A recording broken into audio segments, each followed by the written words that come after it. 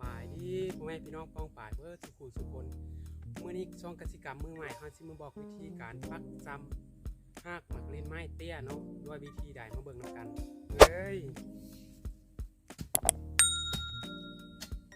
ก่อนอื่นเขามีเสียมเนาะมีเสียมแล้วก็มาคุดเอาห้างมันนี่นะคุดเอาแล้วก็ปล่อยตัดแล้วก็ปักจำลงมีวิธีใดมาเบิ่งนำกัน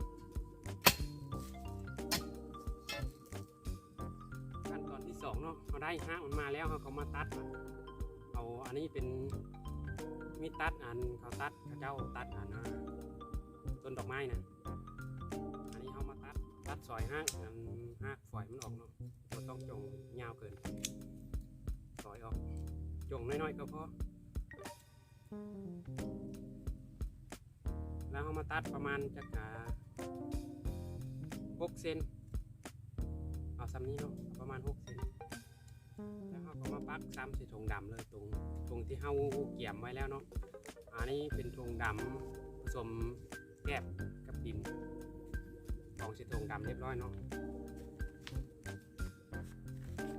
ก่อนอื่นเขาปักลงเขาต้องเอาทางหากฝอยมันลงก่อนตัวนี้เป็นหากที่มันต่อใส่กับต้นมันทางนี้เขาปล่อยเอามันขึ้นเทิงเนาะทางประมาณนี้เอาทางหากฝอยลงฝั่งดินเอามือเขาปัดมันเป็นหูแล้วเขาจะก้อนอันนี้ลงได้เนาะเพราะฉะนั้นมันจะแทงบ่ลงจนเสร็จแล้วขั้นต่อตัวนี้อันนี้จงไว้ประมาณ1 เซนเนาะเพื่อให้มันโป่งยอดขึ้นเดี๋ยวนี้จะแตกหน่อออกเดี๋ยวนี้ถ้าว่าเขาฝังดินแล้วมันห่างออกจากเน่าฝังดินมิดชิดเลยห่างมันจะเน่าแล้วก็โดนแตก100%อย่างนี้ถือว่าเกือบ100%ทางท่านเพิ่นว่าตัดมาแล้วเราก็เอาปูนขาวมาทาหน้าทาทางหลังเพื่อบ่ให้มันระคายน้ำแต่ว่าเขาขั้นตอนตัวนี้เขาบ่ใส่แบบนั้นเนาะเอาตัดแล้วมาปักซ้ำลงใส่ถุงเลยตัวขั้นตอนที่ไวตัวนี้เขาสิพามาเบิ่งตัวที่เขาปักซ้ำไว้แล้วได้1 อาทิตย์เนาะว่ามันสิแตกตาหรือว่าแตกหน่อสำใดเนาะเอามาเบิ่งน้ำกันเลยตัวนี้เริ่มกำลังสิแตกหน่อออกแล้วเนาะกำลังสิแตกหน่อแทงหน่อออกมาอันนี้เฮากล้าไว้ได้1 อาทิตย์ตัวนี้ขั้นตอนการปักซ้ำหากหมักลิ้นไม้เตี้ยเนาะอันนี้ถือว่าเพาะกล้าด้วยหากตัวที่2ก็เริ่มออกมาตัวนี้ยอดงามหลายตัวนี้ได้3 ยอดเลยเนาะกัน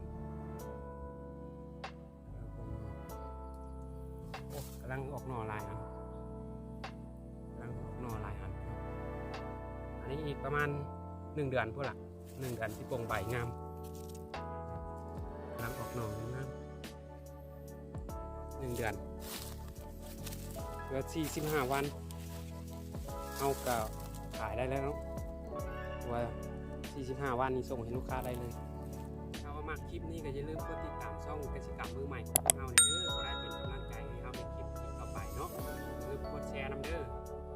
ขอบใจหลายๆเดี๋ยวคลิปหน้ามาพบกันใหม่